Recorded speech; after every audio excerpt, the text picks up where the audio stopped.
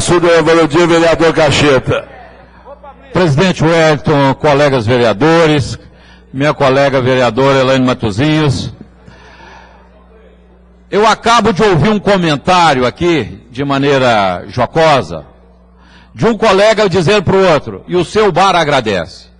Então eu queria deixar muito claro que eu não tenho nenhum bar em Belo Horizonte, mas sou um frequentador, não só de Santa Teresa, como os jornais publicaram equivocadamente hoje.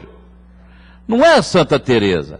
Eu vou a Santa Teresa porque eu gosto de Santa Teresa, o clima bucólico, é um clima agradável, é um clima ambiente que lembra a história da cidade, e que nós estamos tratando é disso. É exatamente disso. Em 1995, eu era secretário municipal de Indústria e Comércio. Naquele momento, nós tínhamos 10 mil bares em Belo Horizonte. Acredito que seja possível, pelo menos, esse número existir hoje. Ou foram mantidos, ou ampliados, ou reduzidos, mas é uma ordem de grandeza. Belo Horizonte tem essa característica. O ex-vereador Alberto, nosso querido Albertinho, que estabeleceu, que essa Câmara aprovou, Belo Horizonte é a capital mundial dos botecos, como é uma referência à cidade. Dizer que Santa Teresa, que esse projeto privilegia os empresários de Santa Teresa, eu acho que é ser ou muito generoso com os grandes empresários de bares de Santa Teresa, ou então é não conhecer aquela realidade ali. O Bar do Orlando, alguém aqui já ouviu falar no Bar do Orlando? Quem frequenta Santa Teresa, porque gosta do ambiente cultural, etc., e a história de Santa Teresa, conhece o Bar do Orlando.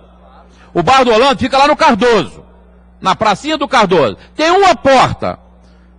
E ele é mais ou menos da idade do Orlando, que deve ter uns 60 anos ou mais, até um pouco mais.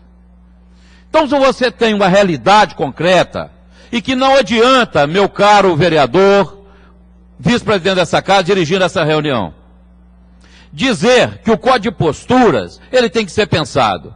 Ele tem que ser pensado na sua essência, na sua totalidade, sim. Só que ele é pensado a cada 4 anos, e que nós já estamos passando da época de rediscuti-lo, através da Conferência Municipal. E essa Câmara é um ente dos mais importantes, mas é um nessa discussão. Essa Câmara não é a dona da verdade, não. Ela é homologatória até, depois de discussão, de debater, de entender a média da opinião dessa cidade, a lei que resulta do processo de discussão da conferência, da Compur. Não é do Compur, é da Compur. Está passando da hora de fazer, que já deveria ter sido. Tempo de liderança, por favor. Referido. Que já deveria ter sido feito o ano passado. Vereador Arnaldo, eu gostaria de concentrar na questão do projeto, que eu acho que é importante. Mas nós precisamos, sim, convocar essa conferência para poder debater as questões da cidade. Seja do ponto de vista do zoneamento, seja da questão da ocupação, seja do ponto de vista de como nós vamos construir a cidade que queremos, mas também não vamos, vereador presidente, destruir uma cidade real que já existe. 1,5 metro, 2 metros, 3 metros ou 5 metros dos passeios dessa cidade são uma realidade. Nós vamos negar essa realidade ou nós vamos saber aproveitá-la de maneira coerente, sem perder de vista como é que nós trabalhamos, vereador Edson Moreira? A segurança, a tranquilidade e principalmente a questão do silêncio. Eu gostaria até de fazer um desafio aqui. Vamos alterar para 4 metros a largura mínima do passeio? Vamos lá, vereador Leonardo Matos. Vamos alterar para 4 metros? E eu não estou defendendo isso não, eu estou fazendo uma provocação. Porque ao colocar 4 metros, você vai ampliar inclusive a área disponível para enfiar mais cadeiras, para ter mais barulho, mais insegurança, etc. Nós não estamos reduzindo, que com isso reduz a questão da poluição. É uma situação de fato, concreta, real. E a questão da cidade tem que ser pensada no todo. Não é porque eu estou falando a questão de Santa Teresa, do todo que eu digo é o seguinte: quais são as repercussões que nós temos? Ao mexer 30 centímetros para lá ou para cá, é claro que nós mexemos com interesse, sim, e esse é o papel nosso de estar arbitrando, mediando, buscando esse espaço de entendimento, qual que é aquilo que contempla a cidade aqui. Eu não quero enterrar Santa Teresa na sua vivacidade, na vida noturna que Santa Teresa tem, mas também poder nos acolher nos seus restaurantes, nos acolher nas tardes de sábado e nos acolher como um polo gastronômico que pode se tornar. Qualquer lugar do mundo tem seu polo gastronômico, sim. Tem sua referência histórica, cultural. A Europa inteira, em qualquer lugar da Europa, você com vielas em cidades de 2000 anos, nós temos mesas na rua. Posso até tirar aqui algumas referências de fotografias que eu já puxei da internet, mostrando Salamanca, uma cidade de mais de 2000 anos, e com vielas mínimas, com mesas, passeios pequenos, mas mesas, cadeiras, etc. Vamos pegar Amsterdã, que não é uma cidade de 2 mil anos, que é uma cidade grande. Em Amsterdã, você tem na mesma via, você tem o trem sobre trilho, você tem o ônibus, você tem o carro, você tem a bicicleta e tem o pedestre. Nova York não tem, porque não tem as características das cidades europeias. Mas estou dizendo de uma realidade concreta.